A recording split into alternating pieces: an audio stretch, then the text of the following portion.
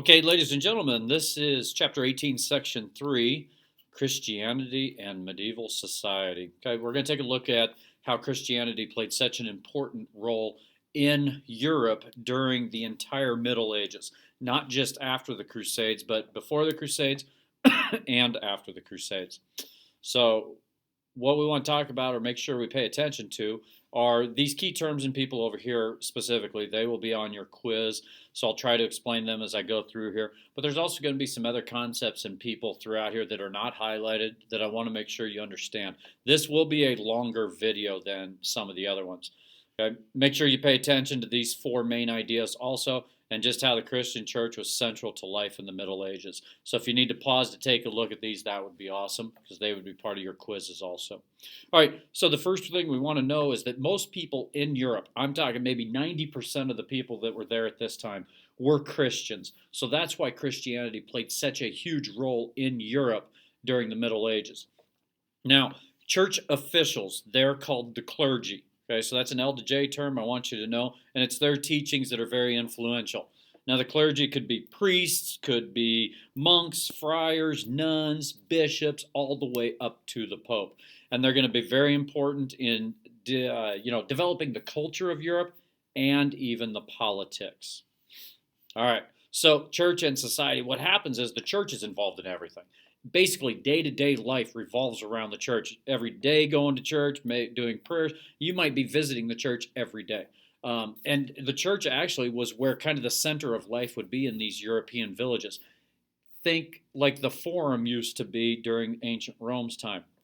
But people would go to the church, and there they would sell their goods and buy goods. Festivals would be at the church. So you might have a holiday, and you're all going to meet at the church for a big party and festival, things like that. And then, of course, religious ceremonies like weddings, funerals, maybe even crowning a new bishop or even a new king, especially in the Holy Roman Empire. But for some people, the local church just wasn't enough for them. They also wanted to be able to go to places that were important to Christians. Just like we had talked about with the Crusades, Jerusalem was very important to Christians because that's where Jesus had lived and preached. So many people wanted to go there. They also wanted to go see some of the famous churches or the important churches of Christianity that were throughout all of the areas of Europe. And so they would go on these pilgrimages. And we know a pilgrimage is just something that's a religious journey. So they would go to Jerusalem. And a lot of these things would be influenced or encouraged by the church. The clergy would encourage people to leave Europe and go to these places or go to different places in Europe. And then they would feel more proud about their religion. And if you feel proud about your religion, odds are you're going to, invest more time and money to the religion. So some of the places that they talked about being very important are, of course, Jerusalem and Rome. There was a place in northwestern Spain called Compostela. This had a church that Christians wanted to visit. And then there was a very popular one that became mainly popular because of a story written at that time, The Canterbury Tales by Geoffrey Chaucer. Know his name? Know the Canterbury Tales. And it told of a story of a pilgrimage to Canterbury, England. And then this is going to cause a lot of people of the Middle Ages and later on to actually want to go to this town of Canterbury based upon this group of pilgrims who went up there to Canterbury. So that was a big part during the Middle Ages also. All right, so now the church, we said, is heavy into the culture of Europe during the Middle Ages, also going to be heavy into the politics. And a lot of this, if you can think back to last week when we talked about the knights going over to the Holy Lands, well, before they would leave, they would bequeath, or they would say, put in writing, that upon their death, the church would get their land and treasure. A lot of these knights would say that. Well, a lot of them did die on those crusades, and therefore their land went to the church. And this means that the church ends up becoming like the largest landholder of Europe. So all these different churches in these villages, they have more land than anybody else, even more land sometimes than the king of those kingdoms. That gives the church officials, the clergy, a heck of a lot of power during this time period. And they are going to be able to influence the political leaders of those kingdoms to do what the church wants them to do. So they're gonna be very involved, as it says here, in the political matters of those kingdoms. Well, This upsets a few people, though, within the Christian religion. Some of those that were the clergy were kind of, disgusted by these political involvements. They thought that the church should be more about spiritual than about political. And so what we end up finding then is there's a little bit of a break within part of the clergy, and you get these monks and friars. So what happens is, first we're going to talk about the monks. And now these monks, we know from our LDJ and stuff like that, they're going to set up these places, these communities that are isolated from the villages called monasteries. And a lot of these monks, they will never leave the confines of the monastery. And one example of a monastery is this right here, this Clooney Monastery in France. This would be like what a typical monastery might look like. And it's because this French model, this Clooney model, becomes a model for a bunch of other monasteries that are built after it. And I would advise you to read these captions to know what might be at a monastery. It was like a village within these walls themselves. They had their own daily schedule and things like that too. Pretty intense, and every day would be pretty much the same.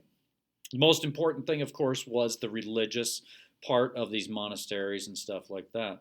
But what they would do is they would pay very little attention to the outside world. They really wouldn't get involved in politics and stuff like that. It was really strictly about religious services, about praying and being more spiritual. Now, these changes led to what's called a religious order. Religious orders are just groups of people who dedicate their lives to religion and just follow common rules. And there are many different types of religious orders, and they will pop up all across Europe during the Middle Ages. These orders have very strict rules. Some are even more strict than the rules that the Clooneys will have. Some will take vows of silence, stop speaking to each other, all kinds of different things, where they very rarely even left their tiny rooms. Maybe they left just for church services or something like that.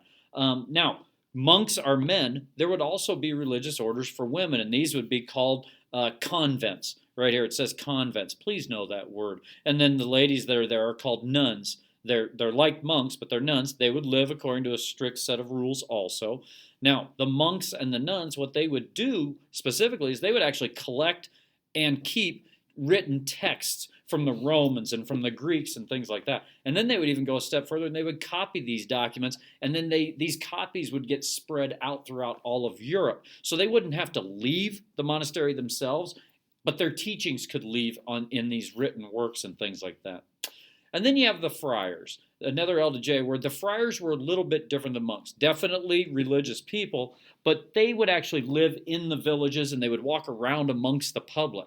Now, they would take certain vows of poverty. They would not take vows of silence, but they would vow to spread the word of God to the people that are living there. The two most famous types of religious orders that were friars were the Dominicans and the Franciscans. And of course, Francis of Assisi is one of our LDJ terms. He would have founded the Franciscan order. What they would do is they would roam around preaching, begging for food and things like that because they took a vow of poverty.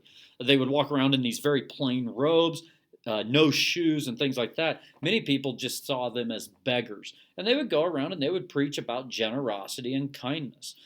This is an example of a prayer that is a Franciscan prayer.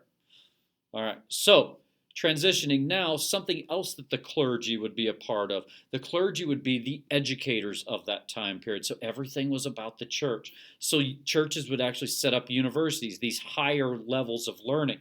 And they would be in the monasteries. These monasteries usually would be the ones that set up these universities. Now, it was very rare for anybody to go to a university other than a monk, because everything was taught in Latin, and very few people knew Latin. But they would teach not only religion, but law, medicine, astronomy, and other courses also.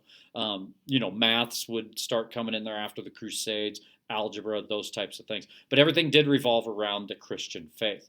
And pretty soon they actually started wondering if science and reasoning could actually explain the existence of God. And that's where Thomas Aquinas comes in. He was a Dominican monk, philosopher, but he taught at the University of Paris, and he said, you know what? I can use science and reasoning to explain the existence of God. And he's going to come up with this idea that God actually developed natural law. And if people would just study the religion and learn more about it, they could also live their life according to God. Now, the final thing I want to explain about the church, talk about the church, is the church and arts, especially architecture.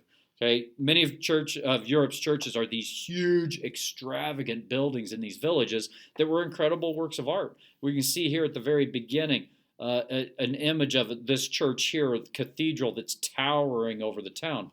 Well, many of the villages would have had that. Okay, they would have had a church that towered over other town or other buildings in the town. And this is also where you get the rise of the Gothic style of architecture, and that's where many of the European cathedrals are built in this Gothic style. Also, the artwork within these places. Stained glass. Stained glass was a new phenomenon during the Middle Ages, and it was the beauty of the sunlight hitting all the different colors on the windows that was really spectacular for the people that would visit these churches. And it would draw in more and more people to want to go see these beautiful images in the church, all the dazzling colors and things like that. People just loved to go worship in these buildings because of that beauty, and they would admire that beauty. Also, a lot of artwork, ornate paintings. So these beautiful paintings that were all over the walls and on the ceilings of these churches, even on the floors of the churches. And during religious ceremonies, the priests are wearing these extravagant robes, with all these bright colors trimmed in gold and things like that. So people were just in awe of it. Even the books, like the Bibles that they had, copies of the Bibles, might be each page has like little flakes of gold trimmed in gold, things like that, if even silver. And it just really made these books pop out. And then you get this term where it looked like the books were illuminated, like they were on light, because the sunlight coming in from the stained glass windows would just pop off of these books and off of the robes, and it was really a spectacular scene. And even today, many of the churches you might have here in the Americas, especially those that might have built back in the early 1900s, would look like many of these Gothic cathedrals, a Gothic style. And, look at this huge cathedral here, and of course the towers and the spires, everything else that's holding up these walls. This would be the inside of this church here, and you can see how huge the inside is, the vaulted ceilings. I mean, this could be 100 feet up in the air at least, and things like that. So they were just huge structures, and many of them are still there in Europe today. You can go visit those in Europe. Okay, so the main thing you need to get out of this is just how much the church was involved in the day-to-day life of the people of Europe during the Middle Ages. The church was everything. They were involved in so much of the culture and in the politics.